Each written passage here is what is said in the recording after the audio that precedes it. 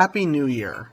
As we start the new year, we'd love to welcome you back to How to College for First Gens, our podcast where we get together over some coffee to have real conversations about what it's like to be a first-generation college student before, during, and after college. If you are a new listener, our goal as first-gen students is to share knowledge that we've gained along the way, learn a bit more about the experience from other first gens, and hopefully help others going through some of the same challenges we've experienced by sharing lessons learned from fellow first gens. I'm Cody Daly, one of the show's co-hosts, a first-generation student from Chicago, Illinois, whose job as a post-secondary counselor is to help and inspire the next generation of first gens.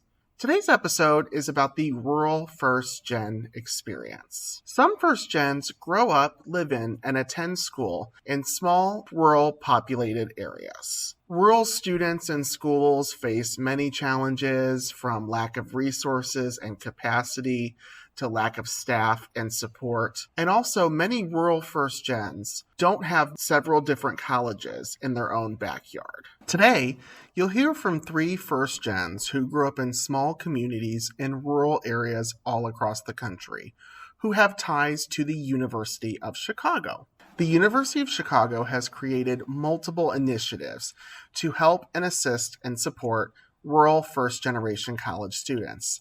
This includes the work they've done through the U Chicago Empower initiative, as well as their Emerging Rural Leaders program. Without further ado, let's meet our first guest.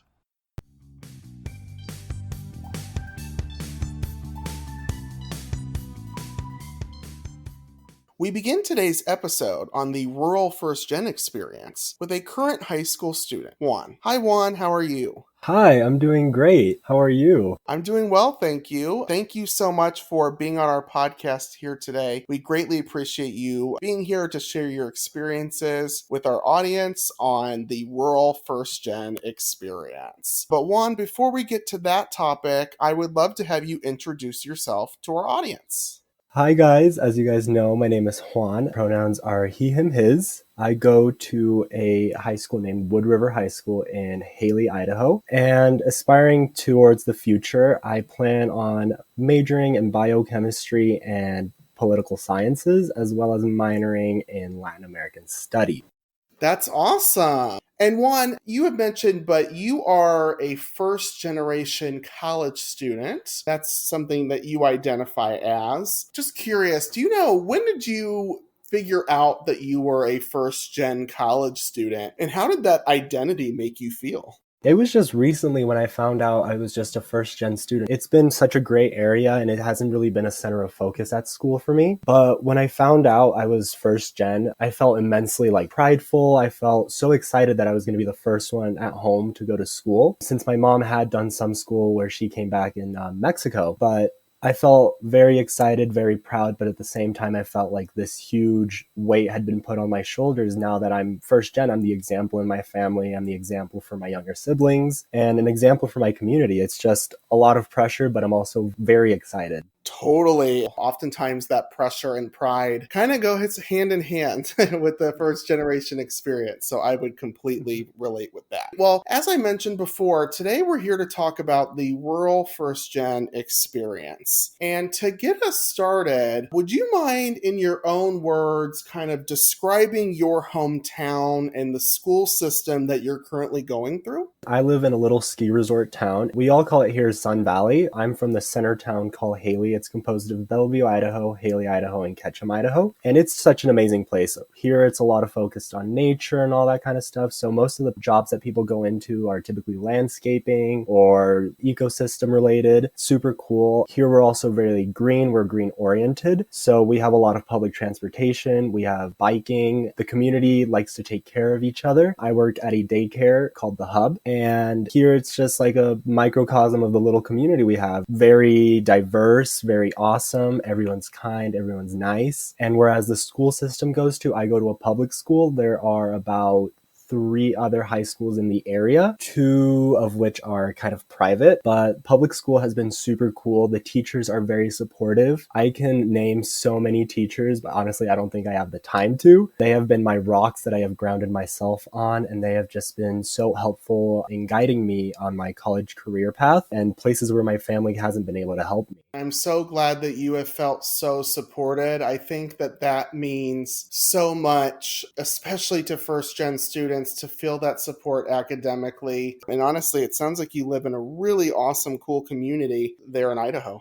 Let's talk about the idea of preparing for your future, because that's a big part of senior year, which you just started, and soon you will be heading off to college next year. And I'm curious, in terms of planning for your future, so, leading up to those discussions, can you recount any specific moments of support or specific resources or activities that were provided to you and your family on how to prepare for college? So, sophomore year, I had a teacher, her name is Miss Sewell. I felt like she was just overwhelming and overbearing. She was like, you know what, guys, like, you need to try as hard as possible. Every year matters. You want to succeed. You want to have a good record to show these colleges and impress them. And I thought she was the craziest lady in this world. I was like, you know what, like, I'm not going to listen to her. And now I absolutely adore her. She has been one of my biggest supporters. She has always been there. Just today, I even went to her room and I was like, oh my gosh, I'm doing a podcast. I can't believe it. It's all about first gen stuff. She congratulated me and I was so happy. She's always been willing to read my college essays, help me out with apps. And not just that, but I'm part of a program called Lewis Scholars. And they've organized a small little event with a bunch of college counselors to help us get essays done, proofread essays, pick schools,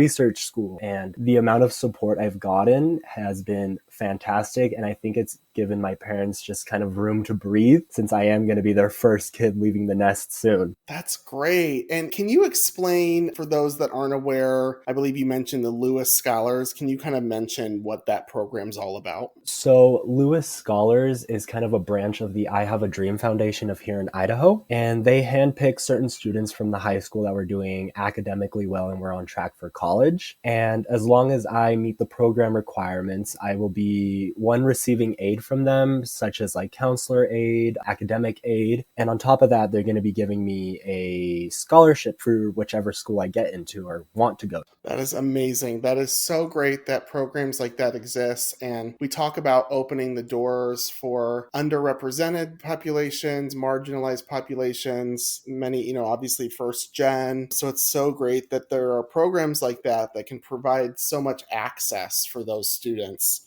Talking about the concept of college, a lot of times the concept of college is something that first gen students have to work through, especially some of our first gen immigrant youth. Education systems are so different in other countries. Do you remember when your family first started to talk about the concept of college? What did you think their expectations were for you when it came to college? Honestly, I love that question and I think about it almost on a daily now. I vividly remember it. It was sixth grade year. It was the day before sixth grade started for me. So that's middle school. And my parents sat me down and they were like, look, colleges are going to be watching you like a hawk. So I was kind of terrified. I'm like a little sixth grader, 11, 12. And I'm like, oh my gosh, like I have so much pressure on me. And my parents were just telling me, look, colleges are going to be watching you. They're going to be looking after you. You need to impress them and you need to succeed in school. That means we require only A's. We need you to try your hardest and we want you to push yourself. Yes, we're going to be here for you, but we really want you to push yourself and make us proud and be a good example for your siblings. And as it's progressed down the road, those expectations have eased down on me a lot. I was able to talk with them and communicate with them and tell them, look, college isn't just about me being good academically, but it's also me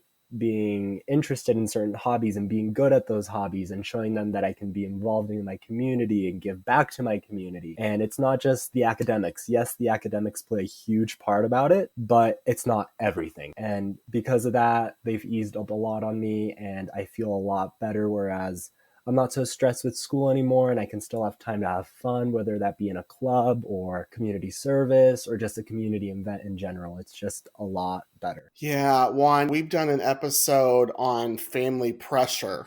And I think that that is something that is so consistent with first gens. And I think a lot of that is around the fact that first generation students, we already feel behind. We already feel like we are almost navigating uncharted territory. So we feel like we have to be so much more exceptional when it comes to academics. And academics also leads to money.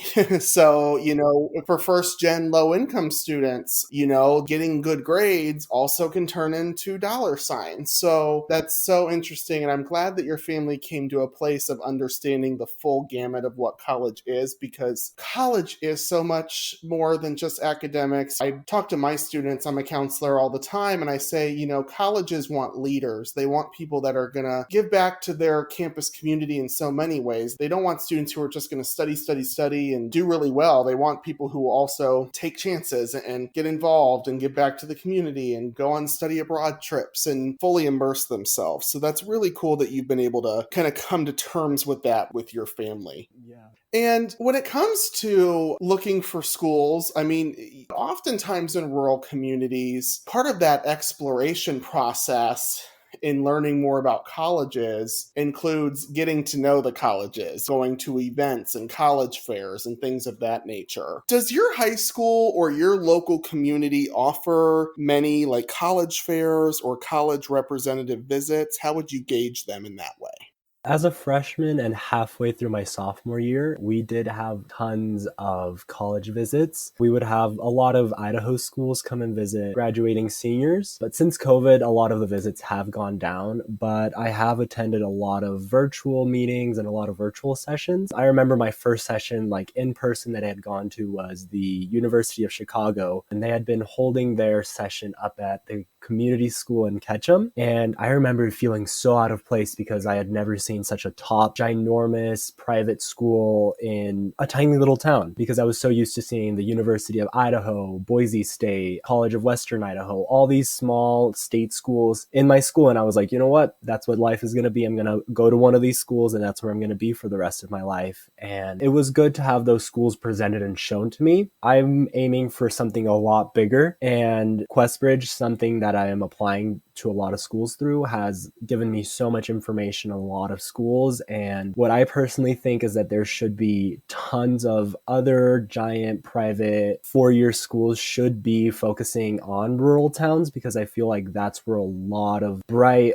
undermined students are from. One of my friends was just accepted into Harvard last year. She's from the same town I'm from. That's given me such an inspiration to try even harder and be seen by a higher private school like Harvard. Yeah, absolutely. Do you think that being from a rural community, do you think that that has impacted your ability to be exposed to the full range of schools out there? I mean, you mentioned that for a lot of the time your exposure was to the local or to the state schools. Do you think that if you lived in like a suburban environment or a more urban area, that your exposure to college options may be different? 100% definitely. I believe that it would be completely different. Like I said, I wasn't exposed to these big top schools. I had definitely heard of Yale, Stanford, Harvard, MIT, all these super cool schools, but I was like, you know what? It's where the super smart kids go, and they're never going to see me because I'm from small little Idaho. None of my peers that I had known at the time, I didn't know that Harvard was a possibility. I didn't know that UCSC was a possibility. I didn't know that so many of these schools were a possibility because so many of my friends, neighbors, my family's friends, I didn't know that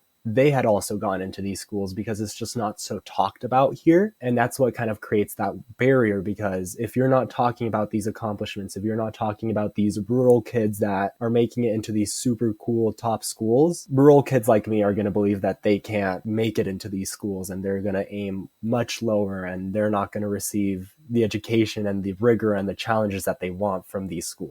Yes, yes, yes. Totally agree. And, there's been a lot of studies and research done about first gen students and low income students and the term undermatching. A lot of first gen students and low income students will choose to consider institutions that tend to fall below their academic potential. And I think along with that is the rural students are totally right there as well, because they are pretty much just seeing what's exposed to them and seeing what's around them as opposed to understanding their full options. I have worked college fairs where there are like 400 colleges in the stadium. That's more than a lot of rural students would ever see lifetime. And I know that because I grew up in a rural community.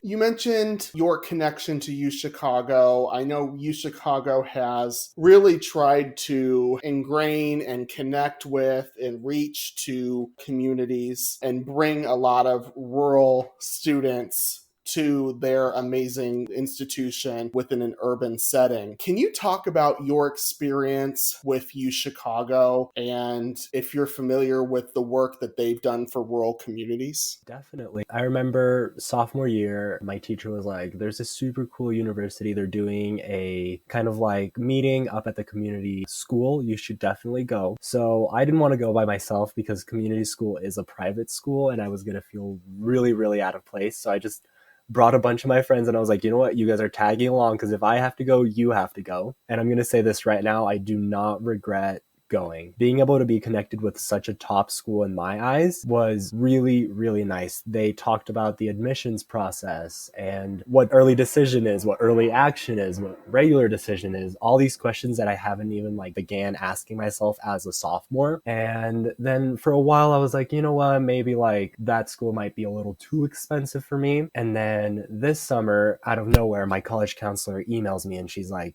you should look into this program. So I look into the program and it's U Chicago's summer session for rural emerging leaders. And I signed up and I was like, I'm not going to get in. There's probably like a bunch of other students that are better qualified than me, have better academics. And to my surprise, I'm like parked at the gas station and I get an email from U Chicago and they're like, well, congratulations, you're in. And I kid you not, I like almost started crying and I had to control myself because I was at a gas station, so I couldn't cry there. But I got home, I was super excited. I told my parents, they were super excited for me. And their program was so awesome. Sadly, I was not able to go and visit campus then, but the program was so nice. I mean, classes are very small, so it's a lot of discussion based, which is what I like to do a lot. And they had just catered the program so it could be accessible to everyone, no matter where you were in the United States. And the amount of diversity and new experiences that I was able to experience with these other students from around the country was so eye-opening because where I'm from, we have such a little African American population. We have very little in Asian Americans.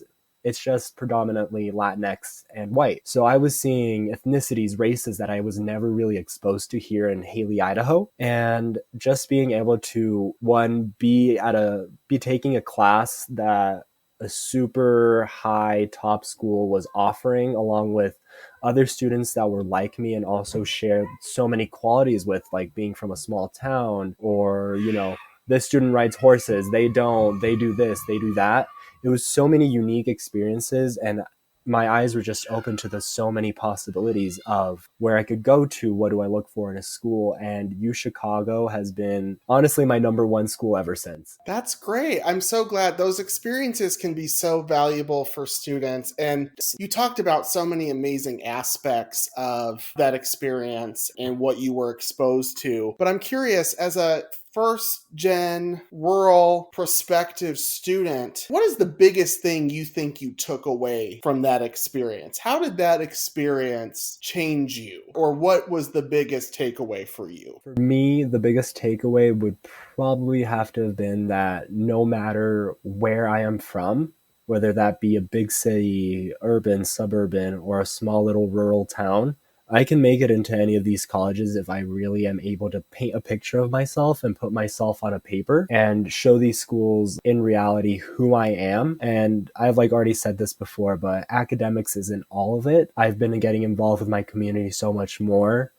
And it hasn't been just because I want to get into a super cool college, but it's because this admissions process has really opened my eyes to what certain schools look like. Yeah, I started trying to get more involved because it would look nice, but now it's turned into more of a I like giving back, or I like being involved in my community. I'm going to keep doing this. And it's just shown me that no matter who you are, where you come from, you can make it into any of these schools. If yes, you have the academics and if you have the involvement, but what's really important is that you're able to put all these challenges and all these achievements onto paper and really show these people, these admissions counselors, who you are, because I believe that's what's more important. Not your grades, not this, not that, but who you are as a person and what you can bring to the table. And I believe that U Chicago really showed me that in the best possible way. Great. Well, let's talk more about some thoughts about your community in rural communities, generally speaking. What challenges do you think are present specifically for first gens who live in a rural area when it comes to college and career planning, would you say? The way I've always seen it, it's kind of like a cycle. If a parent doesn't go to school and they have children and they see that their parents and then their neighbors haven't gone to school, they don't go to school. And then they're going to have kids, they don't go to school. And it's just a constant cycle. And I've seen it a lot. It's a lot of generational issues that grandparents don't go to school, parents don't go to school, students don't go to school. While yes, they may be living the best life possible in their own way, and on top of that, it's just the lack of availability of schools in rural communities. There is no presence of them. And when there is, it's very, very rare. There's always state schools, community schools. There's College of Southern Idaho, College of Idaho, University of Idaho, Boise State. There's always these state schools that are willing and are giving the chance to these rural students and offer them a path to college, but it's not always an easy path, and they're not always willing to put additional support for rural students. Boise State, for example, I don't believe they have a program or a way to reach more rural students, because other than Haley, Idaho, there are hundreds of small little tiny towns in Idaho. And I can guarantee that most of those students haven't been offered the chance to go to college because they believe that they can't get there because they're stuck in this cycle of not going to college because their parents or their grandparents or their great grandparents haven't gone to college. And the only reason the cycle exists is because schools aren't present in these towns. And on top of that, schools aren't really offering the resources or the academics or XY thing for these students to feel like they can go to school. For sure. With anything, you can't be what you can't see. And if you're not exposed to something, you're not even going to know it exists, let alone that you can do it or be it or feel it or do whatever with it. So I totally agree with those sentiments. And that kind of leads me to my next question. What misconceptions do you think colleges might have about students in rural communities? I'm going to hit it again with the academic. I feel like there's just a lack of college preparedness academics in rural towns. I'm lucky to be in a community that does value that, but coming from a college's viewpoint, not seeing those classes that are rigorous, are challenging, kind of, I feel like gives colleges a feeling that, wow, maybe these students aren't prepared and we shouldn't be trying to reach for them or trying to help them get to our school, because I believe a lot of schools' focuses now are a lot about money. And sadly, these students do not have money. A lot of students from rural towns are not wealthy enough to be able to pay for a 4-year college, let alone a 2-year community college. So it's just a lot of the misconception of where's the money and where's the academics and the rigor, because I feel like those two things are what drive a lot of colleges and their decisions, and that's what's definitely needed to be changed. For sure. But on the flip side of that, what are some misconceptions you think rural students have about colleges? From some of the things that my classmates have said, trying to like as accurately quote them as possible, they're never going to look at me. My grades are trash. I'm not involved. And all those kinds of things just kind of set a negative social sphere, if that makes sense. And it just kind of starts spreading around school. Oh, these schools aren't going to look at me because this person is smarter than me, or they're not going to look at me because this person can donate a building, or I can't get in because simply I'm not good enough. And it's just a lot of students unknowingly putting themselves down, and then that kind of spreads. And it's just not the student not wanting to go, but it's them believing that they can't go. And then, Juan, just to close, any final tips or advice you have for rural first gen students who, like yourself, aspire to go to college? If you are given the chance to and you choose to, definitely apply for any summer program you can, because you are guaranteed to meet so many new people, and it is an eye-opening experience. And personally, that experience for me has made me want to go to college even more, just to be surrounded by people that are diverse and can offer something completely new to the table that you've never seen in your life. It's amazing. And if you want to go to college, shoot high and you'll get in. You just have to be positive and not only treat yourself with respect, but be kind to yourself, because this process is very hard, very stressful. But when you are graduating and you know you're getting to college, it's going to be such a blast. And honestly, just aim high. You're going to make it. Great advice to leave on. Well, thank you, Juan, for being here today and sharing your story and your experiences with our first gen audience. We greatly appreciate your time.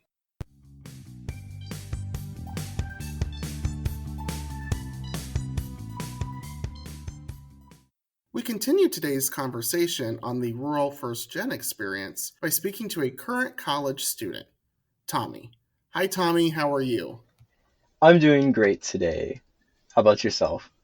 I'm doing well, thank you. Thank you so much for being here. We're super excited to have you on our podcast. So, Tommy, as I just mentioned, today we're here to talk about the rural first gen experience. But before we start talking about that topic, I'd love to have you introduce yourself to our audience. So my name is Tommy Ibarra. My pronouns are he, him, and I'm a first-gen rural student from a small public high school who's currently a student at the University of Chicago. I'm double majoring in public policy and economics, and I was also my high school's first Questbridge Scholar. Wow, that is amazing. That's such history for your school. Do you remember the day that you found out? I'm sure your counselor was super excited. Yeah, especially since it's such a crazy process to go through. I mean, Questbridge is, I started with the prep program, so it's like 2 years in total almost, you know. So I remember my guidance counselor was probably the first person who I told after my family that I got in, and she was just amazingly excited, almost probably as excited as my parents, honestly. Yeah, that's so special.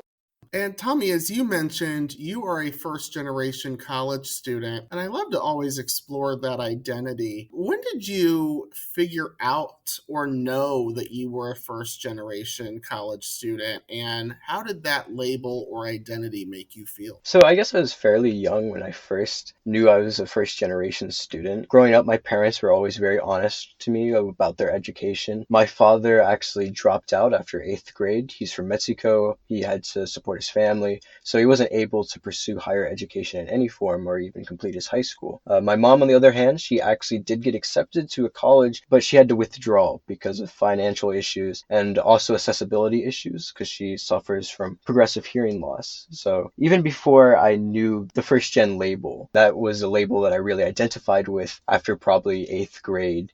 That's when I first started hearing that label used. I was always proud of the fact that I could be the first person in my family to go to college. It's always great when you can have open dialogue and conversations about your family's educational background. I think that's always something that's cool to explore.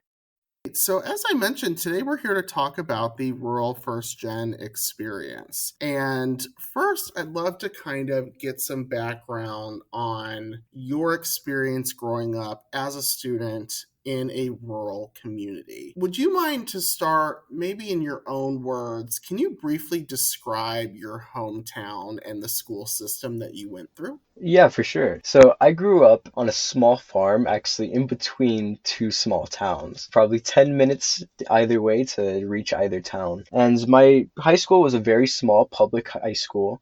graduating class was around 175. So I know there's smaller schools, but compared to the people I've met in college, it's a pretty small school. We're in a fairly well-funded area because I grew up in an area that's mostly rural, but we have two lakes.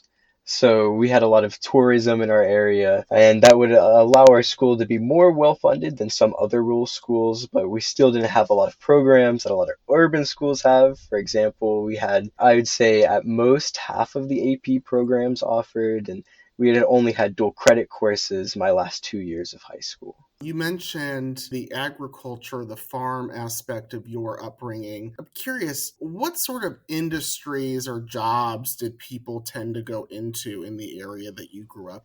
So first and foremost would actually be factory jobs. We have a lot of factories in my area. So after high school, a lot of people would get to work in a factory and they would stay there for about as long as they can. After that would be agriculture. We have a lot of people who are fifth, sixth generation farmers, however, way back farmers. So these people, they knew they were going to be farmers since about the time they were walking. So had a very strong agricultural identity, and we had a lot of people who would go into farm work in some capacity, whether it be actually working in the fields or being a mechanic. So mostly trade-based jobs were what people would do after high school. At most, I'd say a fourth of the people in my graduating class would move on to college. And growing up in a smaller area, a rural community, did you ever have any insights into, you already mentioned maybe academically not having all of the programs that other communities have, but did you pick up on any other barriers or challenges that people went through in your hometown? Things such as, maybe transportation, healthcare access, things of that nature?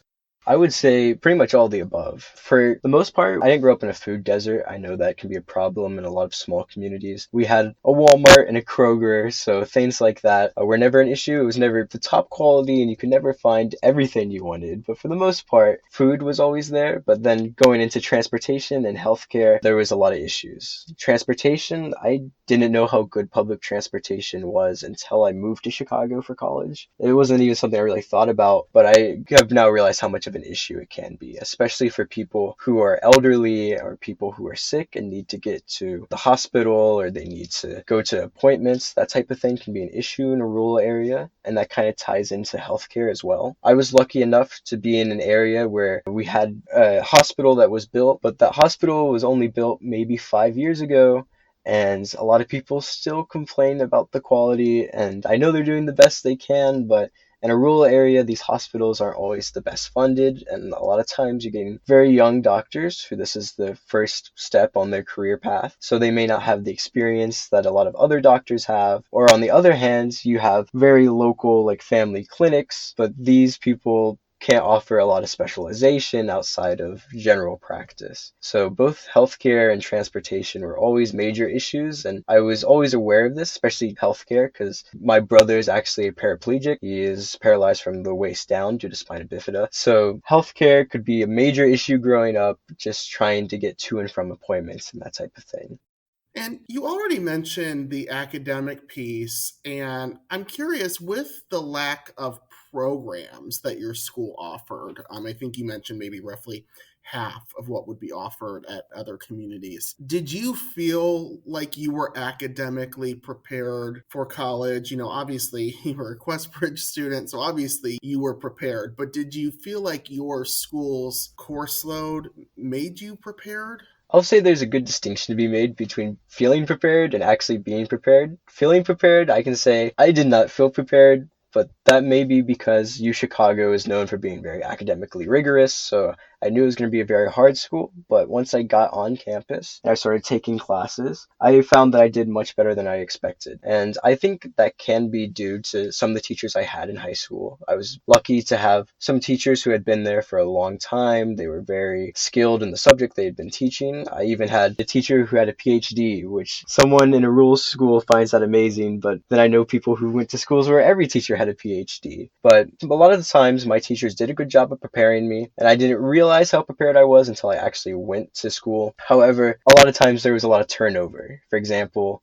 My humanities classes were mostly fine, but once I moved into the science and math classes, we had teachers who would turn over, new science department, new math department pretty much every other year. So in that type of setting, it can be hard to feel prepared when you're getting teachers who this is their first year teaching every year. And at the same time, it also makes it a little intimidating to go to school or even apply because it's harder to ask for references in a setting like that. When it comes to planning for your future, who was really there to help you at your school? Honestly, at first, it felt like I was very prepared. Like I may have mentioned before, I did absolutely love my guidance counselor. She was also a theater director. We had a small theater program, so I talked to her almost every day. But when it came to applying to out-of-state colleges, that's where I really ran into issues. Because being a guidance counselor in a small rural setting, you're used to students going to 3 different schools, more or less. And in my experience, after graduating, people mostly divided themselves fairly equally among 3 different schools. In my case, Purdue University, Indiana University, and Ball State University. But when it came to applying to UChicago, I was more or less on my own. I found out about the Questbridge program more or less out of luck, and that was just due to me getting a letter in the mail. And then I didn't even know that schools, especially the selective ones, could be more affordable than an in-state college until I randomly watched a YouTube video and they happened to mention it. So I think a lot of times the issue is that these guidance counselors, they are really good, but they have to decide what they want to spend their time on, and they have to decide if they want to become an expert on in-state colleges or if they want to try and focus on out-of-state colleges. And a lot of times they decide that they only can do the in-state colleges. It's the only thing worthwhile to them. And that kind of puts students who are applying out-of-state at a disadvantage. Because in my case, I was the first person to go to a selective out-of-state college in a very long time. I was the first person to go to UChicago in, I believe, a decade and a half. So you don't have anyone who's really experienced in going through that process, especially when selective schools stress the application so much. And each school has their specific application with their specific process. In terms of your future in general and that mindset, when did you first start discussing that at home? And what were some of those initial expectations? Yeah, so I think my family always kind of assumed I was going to go to college, and I did myself. I always wanted to go to college. I wanted to kind of escape the small town bubble and go out and get different perspectives and go to places that are much different from my hometown. But on that note, they always were very open with me. They told me, you can go wherever you want. They were very open about that aspect. They said, you can go to any school you want. However, we're not going to be able there to financially support you. They said, at max, we might be able to give you a couple $1,000s. So I always was expected to find some way to finance my own education. But on that note, I think my parents at the same time did everything they could to support me in every other way. They would make sure that I could they let it known that I could go as far away from home as I wanted or stay as close as home. My mom once drove me an hour and a half to take the ACT, which is a big issue in rural areas. Sometimes the ACT is only offered once a year, if that. So if you want to take it during the summer, you might have to drive an hour to a city or something. So my parents supported me every way but financially, and they made sure that I could go anywhere I wanted comfortably, knowing that they'd support me going there. They just would not be able to monetarily support me going there. How did people in your community, how did your peers at school feel about the word college? Yeah, I feel like there was 2 big groups. One was people who were very intimidated by college, and these were the people who were either applying to college or they kind of talk themselves out of going to college. Because you look up the college you're interested in, and one of the first thing that pops up is, this is the cost to attend. And you don't realize that the average person who's applying to college, especially at a selective school, is probably a lot different than you are, right? For example, average cost to attend, I believe a selective school like Harvard is somewhere in like the 20,000 mark, but a lot of people who are applying at Harvard is going to be of the top 10-20% of the country versus a lot of people I grew up when who are in the bottom 20% of the country from a financial standpoint. So you have people who are very intimidated because they don't think they can afford it, or they think that they don't want to leave and move to a totally different community than they're used to, and that's completely understandable. And then on the other hand, you also have people who felt they had kind of a stigma against those who went to college, and that's because somewhat justifiably they could say people go off to college, and then some of those people, they feel like they're superior or whatever. They have a stigma because of that. They feel that people who go to college have a superiority complex against people who stay in the rural communities. And while that's sometimes true, I don't think as a whole people who go to college think they're better than the people who stayed in their small town or stayed working for their families or stayed for whatever reason. So there would always be kind of a tension between those who wanted to go to college and then those who wanted to stay and work on the farm, for example. But it was interesting to see how that dynamic would play out, especially considering that it all kind of ended up in the same place where people just weren't going to college for one reason or another, even if they could have benefited from it or even if they could have afforded it. Now, in terms of planning for your future, be it college, but even just career wise, do you think that lack of resources impacts one's ability as a young child, middle school, high school, what have you, in being able to properly plan for their future and really know all of their options? Yes, definitely. You go to a school like mine where you have maybe half the available AP classes, or you go to a school like some people I know where they had no AP classes, maybe not even a dual credit class. And then this week starts almost a self-fulfilling prophecy where you realize, oh, I don't have the resources of the type of person I imagine going to a selective school. So when you think of a selective school, you're thinking of perfect student who is able to have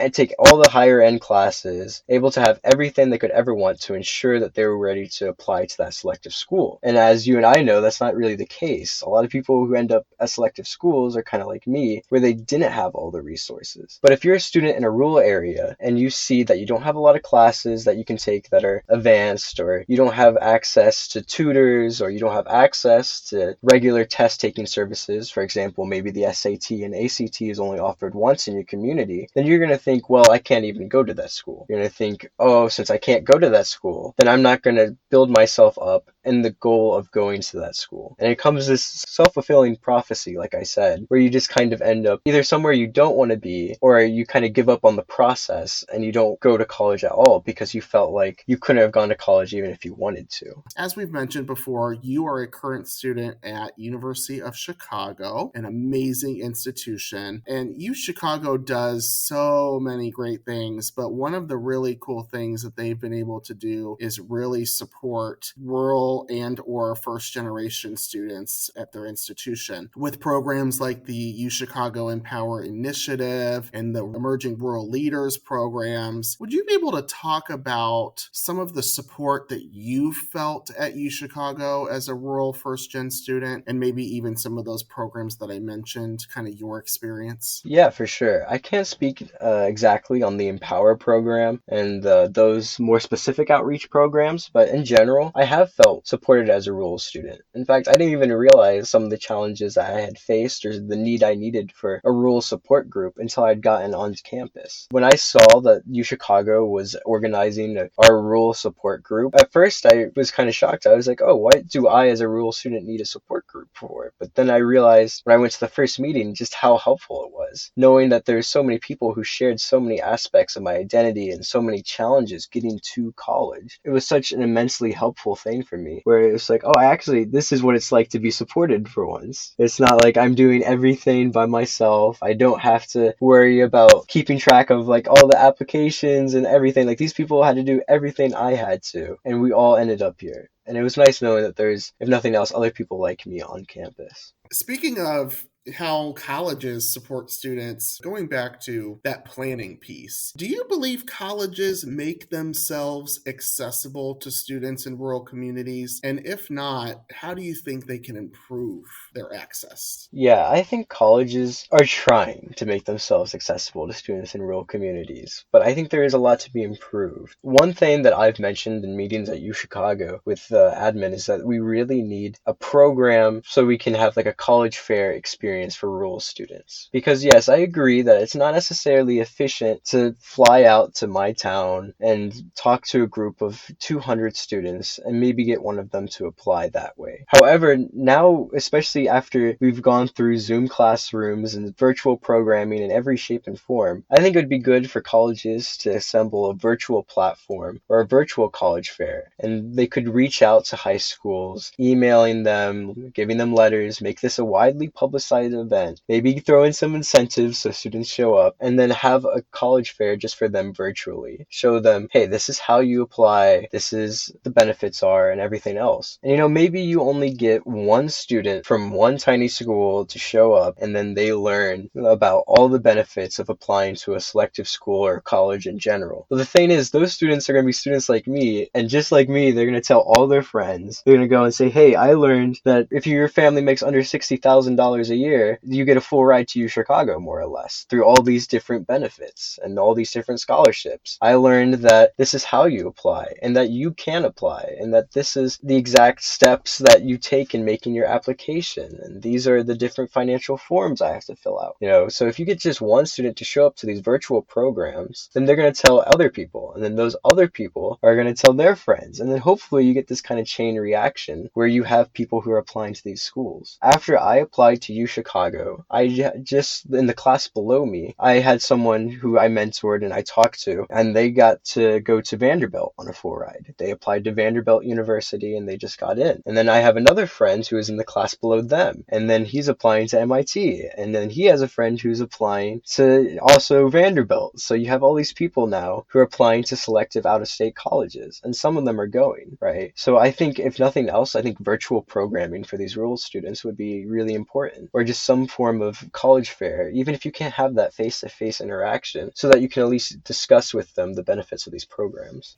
And finally, Tommy, any tips or advice you would give to rural first gen students who aspire to go to college? I would say I know how a lot of you feel. You feel isolated. You feel like you're helpless and no one knows what you're going through because you're the first person in your community to do what you're doing right now in a long time. Or maybe the first person in general. But you've worked this hard and got to this point without anyone telling you what to do or how to do it. And if you're in a point where you're listening to this podcast or you're looking at applying to these schools and you've been able to do that all by yourself, motivating yourself, that puts you in a pretty good place. That shows that you're really willing to put in the work to go to these colleges. And there are people there who will help you the best they can. There's a lot of programs out there who are now being targeted for rural students. There's even scholarships out there just for rural students. If you're a rural student listening to this, check out the Hagen Scholarship. The Hagen Scholarship is just for rural students who went to public high school. So you can go to these schools that you want to. And you've done it without having someone have to push you. So if you're that motivated, I think you have a pretty good shot of going where you want to go. Well, thank you so much, Tommy, for sharing your experiences and your insight with our audience today. We really greatly appreciate you taking time out of your schedule to do this interview, and we greatly value what you had to share. No, thank you. Thank you for giving me a platform to talk about rural students and just how amazing they are.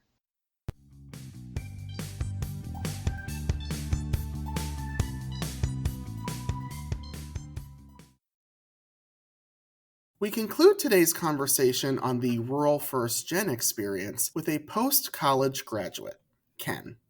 Hi, Ken. How are you? Good. How are you? Good, good. Thank you so much for being here. We are super excited to have you here today to share your experiences as we discuss the rural first gen experience. But before we get started with that topic, I would love to have you introduce yourself to our audience. Yeah, so I guess I'll start with just a little bit about where I've come from. I was born in Massachusetts around the Boston area, but then raised in Western Mass around Amherst. And then from there, it was a kind of a small town of about 4,000 people, or technically speaking, a village of 4,000 people named Turner's Falls. And from there, came to Chicago for college. And I'll say kind of where my life is headed nowadays. I'm currently working in higher education administration, but I'm looking to go into research I majored in comparative human development. At first thinking astronomy and music, but was kind of faced with the questions of how are you going to make money, which is its own story in itself. But to cut that short, I'll just mention that I'm still thinking about entertaining those interests in astronomy and music, but maybe perhaps going down some public policy research routes. And then lately, the idea of policy advocacy through the arts is something that I'm particularly interested in. That's awesome.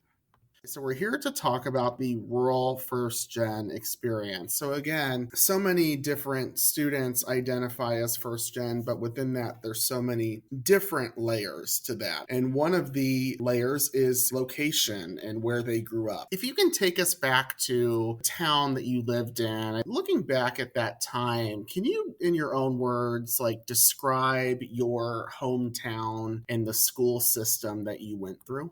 I'm so glad you're asking this because I don't know, every time I smell poop around the streets of Chicago, just from the horse carriages or horses drawing carriages for people, I kind of think, oh, it smells like home.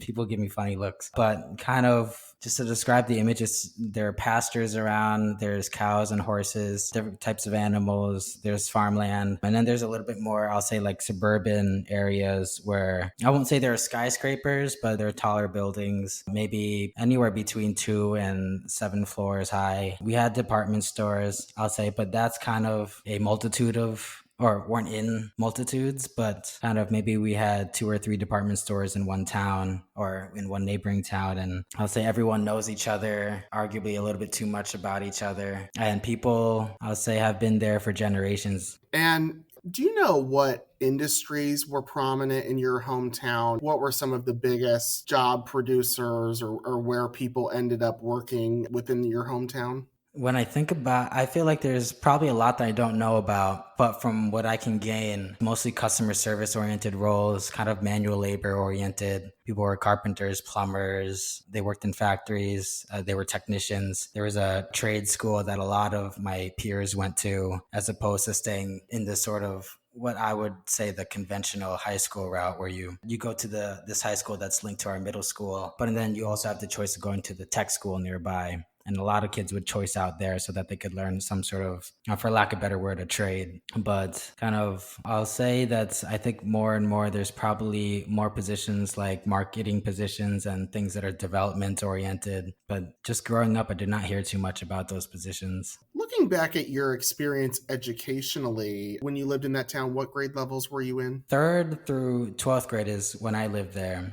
So most of your educational career. So I'm curious, when you went off or even started planning to go off to college, did you feel like your school prepared you academically with the classes that you took and that they offered? I want to say yes. So my dad would say different. And it's more as a caveat, my brother is homeschooled now just due to respects paid to kind of aspects of my education that I would confirm, were not the best, as well as my sister's experience. I actually transferred high schools from one to another because the music program at one was dying. And for me, music was a real integral part of just what made me happy at school. And so I'll say school choice is kind of a thing where if you live in one town but wanted to go to a school in a neighboring town, you could essentially transfer there. There's this sort of I'll say formal application process, but there's not much screening involved. At the very least, in my case, there wasn't. And I ended up transferring schools to this town, which happened to have a sort of more thriving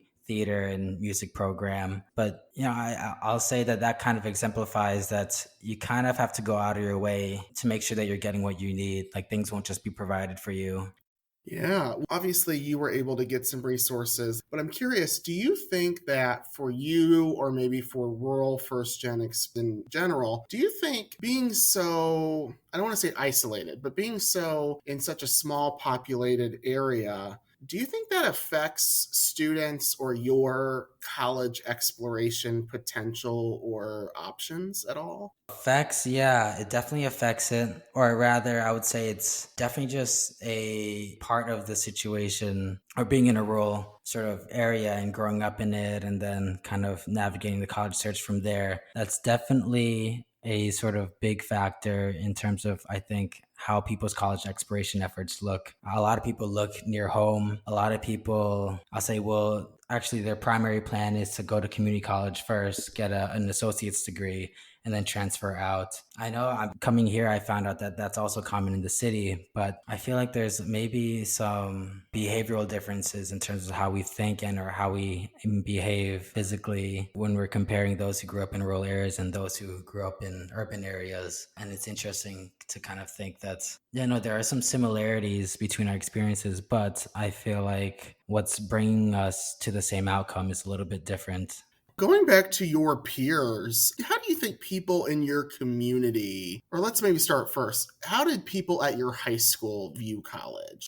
It's kind of now some of my peers at U Chicago think of a master's program as a cash drop, whereas PhDs in contrast, you get funding for it. But similarly, in a slight comparison, my peers from high school back when I felt like I recall people expressing that just college is a waste of money or that college is kind of, I'll say some people looked towards college as something that is a prerequisite for making a good income, and then some people would give the caveat of you don't got to go to college to make good income. And there's kind of, I'll say, mixed sentiments there. It's interesting, and it's bringing me back to the thought of, or the fact that a lot of people have told me, oh, it's Massachusetts, you're from there? Yeah, that's a really liberal place. There's a lot of schools. And for me, I don't really think of Massachusetts in that way. But kind of, I guess that is the case. And so as a result, there's a mix of people who are looking to college and who have seen that or had college in their visions for quite a while. And then there are people who would just say, no, that's not for me, or that's actually a stupid move to go to college. You're essentially just succumbing to capitalism, maybe one would argue. Looking at your high school, do you think your high school had a college going culture, would you say? I'd say it's in progress. There is a lot I think that the school maybe has done in the past couple of years, or maybe there isn't. I haven't really kept tabs on them. I feel bad about that. But from what I remember, it felt a little bit like it was up and coming. There's a lot of room for improvement, but I feel like a lot of things that were just said via word of mouth or in an email that made me feel like, okay, like this isn't there yet, but it's going to be something in the future. And when I say this, I mean like, some sort of resource or some sort of just support. I don't think I attended a college fair back when. But I feel like I saw some sort of news about a college fair, maybe in Springfield, 45 minutes away by car. I remember maybe just thinking like the way it was advertised or the fact that it was taking place in Springfield just made it seem commercial. And I was like, I'm not going to get sucked into that commercial trap. And I probably didn't attend because of that sort of feeling. And so I feel, I don't know, I'm apt to maybe also advocate in this sense, or in the spirit of paying respects to this history of mine, that we got to do some work in terms of grappling and or reconciling perceptions of resources, be it college fairs. College fairs is one example where maybe, someone like me would just think, I'm not going to go to that because it seems a little bit like a scam, and like, it's going to cost money. People are going to charge me or something, maybe, which is all I'll say valid to think. And so I feel like there's got to be some work that balances kind of respecting those ideas and not just denying them, saying like, no, that's unreasonable to think. But then some work on the other hand, just to say, hey, no, did you take a look at this information online here? And then so that people can just kind of think, okay, no, maybe it might be worthwhile to go out to Springfield and visit a college fair. Yeah, and again, I think it's that idea of almost like isolation, right? Like you have to travel a certain distance to get to the nearest big opportunity. And sometimes there are so many opportunities in heavily populated areas that are right at the jump of the hat. But in rural communities, you kind of have to look more or put in more travel or different things for those. And I love that you brought up kind of the, do I even belong here? Like, do I even go to that? Like, it's so far. Like, we kind of forget about that, I think, in terms of how humans want to gather and get information. I know that University of Chicago, though located in obviously an urban environment, has done so much for rural students and really connecting them to great opportunities via the Empower Chicago initiative and also the Emerging Rural Leaders. Would you be able to speak to either or both of those initiatives and kind of the work that University of Chicago has done specifically in these efforts? So the baseline idea kind of driving those initiatives is that I think former president, or maybe he's still president and he's about to become chancellor in just the next week or so, but Zimmer put it in a good way. He said that these days accessibility for students of rural backgrounds, of first gen backgrounds, it's not just a problem of getting into college, but it's kind of what they have access to during college and what they're apt to feel comfortable with doing. And so those programs are designed to really, I won't say handhold, but just provide a jungle gym sort of set. There's just a lot of different things you can grab onto, to hang on from, to throw yourself off of. And I feel like sometimes when students of rural backgrounds and or first gen backgrounds go to college, they end up in a place where they see this jungle gym or they see these monkey bars, and has a certain type of grip and you got to have either the right kinds of gloves, or you just got to be trained to grab onto those things. But you might be inexperienced, you might not have the right gloves, and then you're just kind of apt to watch the other people swing on the monkey bar as well. You're kind of wondering, what do I do from here and what can I do from here? And you'll figure out something to do, but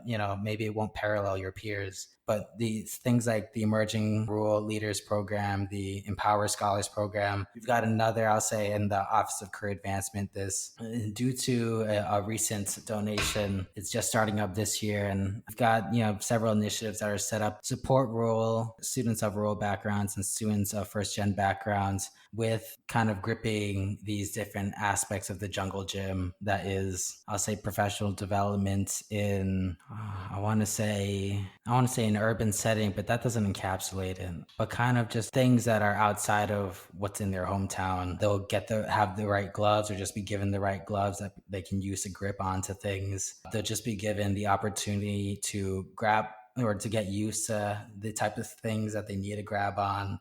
They can fail all they want, and they'll have access to such and such resources until they can grab onto these things reliably and consistently. And the things that are helping them out in this way are like internships, workshops, just, I'll say, opportunities to chat with people. That's a big thing. I'll say chats are totally underrated these days, where you're kind of wondering, maybe you're wondering, I don't have the skills to apply for this job or for this internship. But then just one chat with someone who's maybe worked in that position, you might find out half the people, or more than half the people, maybe all the people who were hired into that position in the past, they never came with the qualifications, but they came because they had this good energy. They could bring a smile to work. And that, for, I don't know, I'll say in a team setting, can make all the difference. And then you can learn all you want once you're there. It's truly incredible, all of the initiatives that you currently offer and that are also in progress. And I think it's such a model for how to provide support and especially a demographic, a population of students who don't always get that that individualized support or that guidance or those opportunities specifically for them. I'm going to ask you, if programs like the Rural Emerging Leaders and the Empower Scholars, those were available back when you were in high school, how would that have impacted you or your peers, do you believe, like a program like this? Some of us would have really felt like there's a seat reserved for us. And so this is our chance to just hop on this bandwagon, seize the opportunity. And then others might think, like, similar to the career fair sentiments there, where maybe you have to think, are they requiring money for this? Or like, is this a scam? Am I gonna, if I apply through this program and get there, am I just going to be set up for failure and for embarrassment? Maybe that's a bit too abstract, but it's more, is there a catch to this, I guess, in short?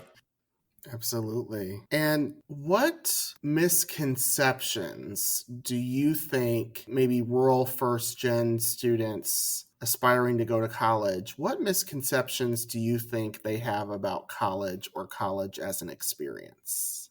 You can't go to college if you don't have money.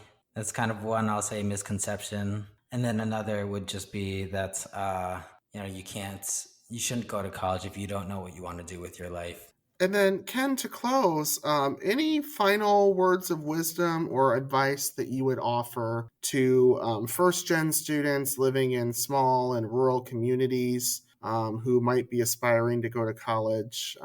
What sort of words of wisdom would you offer them? First words that come to my mind are the words of a friend who just said this very casually and almost thoughtlessly before going to the Pride Parade back in 2015. And I was at this 9-week camp right before coming to University of Chicago. It was for just acclimating to Chicago. You took classes for free. And he said, "You do you." And then he went off to the Pride Parade and I went off to, I don't know, to see the city, maybe just hopped on the bus to explore. And for me, that's something that it's a bit painful to do sometimes because I don't know who, I'll say during these past few years, I would tell myself, I don't know who I am. And so me doing me, what does that mean is what I'm apt to ask myself. But then at other times it was really empowering where I was just have to think, all right, we all, walk at different speeds.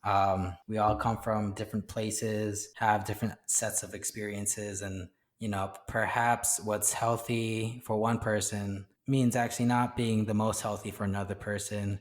Maybe one set of practices will work for someone, and then one set of practices will work for someone else. But and then if they try their each of each other's practices, then maybe that's just a recipe for disaster. And so that's just something that I've just held close to my heart. Thank you so much, Ken, for being here today to share your experience and your insight with our audience on this very important topic. We greatly, greatly appreciate your time here today. No, really appreciate being kind of just hearing about the opportunity to speak.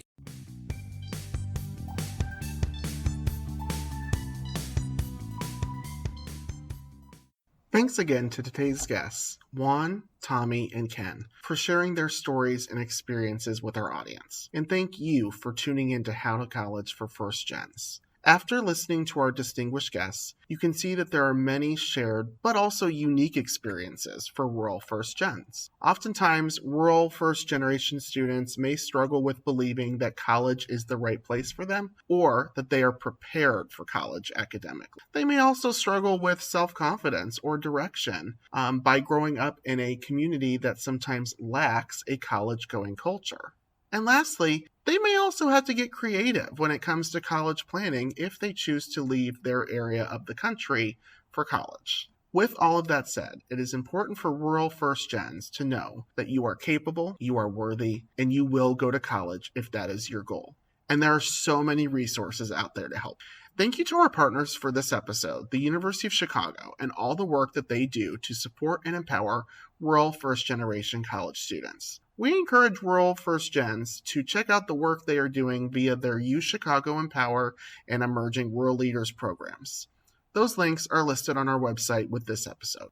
As always, you can find us online at howtocollegefirstgen.org if you have any questions or feedback, as we want to hear what you think, what you're struggling with, and how we can help. If you prefer to reach us on social media, you can find us at howtocollegefirstgen on Instagram and Facebook, and at HTC First Gen on Twitter. Remember, you are not alone in this journey. Until next time.